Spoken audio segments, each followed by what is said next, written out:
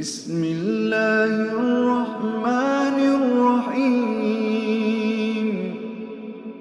Jamaah sekalian yang dimuliakan oleh Allah Subhanahu wa taala, saya kira merupakan sentuhan atau sibgoh mungkin ya kalau meminjam istilah dalam Al-Qur'an, sibgoh yang kami pernah dapatkan ketika masih menjadi tolabah atau mahasiswa di Pendidikan Ulama Tarjih Muhammadiyah Yogyakarta. Itu yang banyak sekali sebetulnya pesan-pesan yang terkait dengan bagaimana giroh kita untuk menuntut ilmu, termasuk diantaranya adalah menghadiri kajian-kajian seperti ini, atau bahkan sebagai penceramahnya.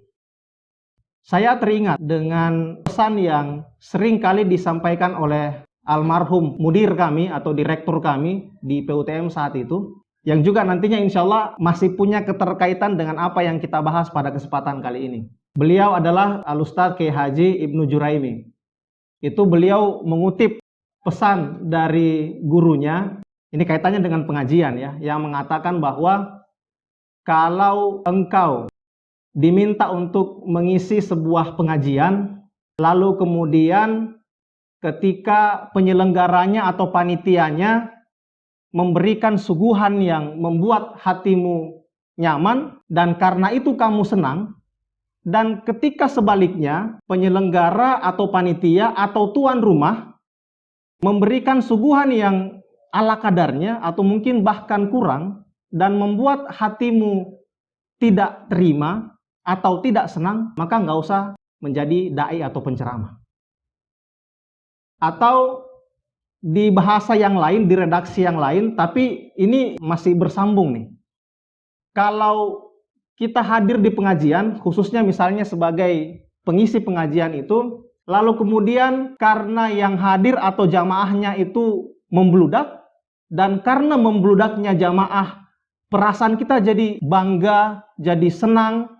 Kemudian sebaliknya, ketika yang hadir di pengajian itu ya 1-2 orang, lalu kemudian sang penceramah itu merasa dalam hatinya, kok hanya 1-2 orang aja?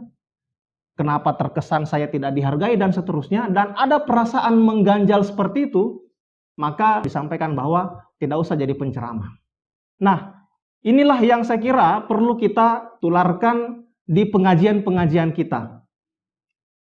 Tentu dalam posisi kita sebagai yang hadir di pengajian ini, kita menjadikan bahwa pengajian itu sebagai wahana bagi kita untuk menuntut ilmu.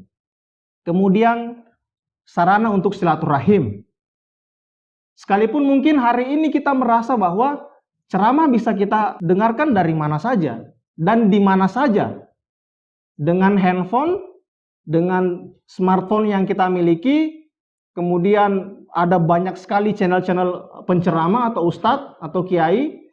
Lalu kemudian dengan itu kita beralasan, mending tidak usah hadir di pengajian, capek-capek. Kita bisa di rumah saja, buka handphone, dan semacamnya. Tapi saya kira, dan saya yakin, dengan pengajian yang seperti ini, kita hadir bersama-sama, ada banyak nilai yang bisa kita dapatkan.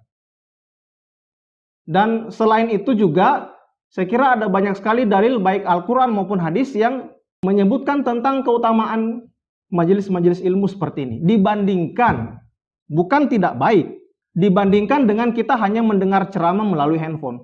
Kita tetap mendapatkan pelajaran atau ilmu dari situ. Akan tetapi keutamaannya tentu berbeda.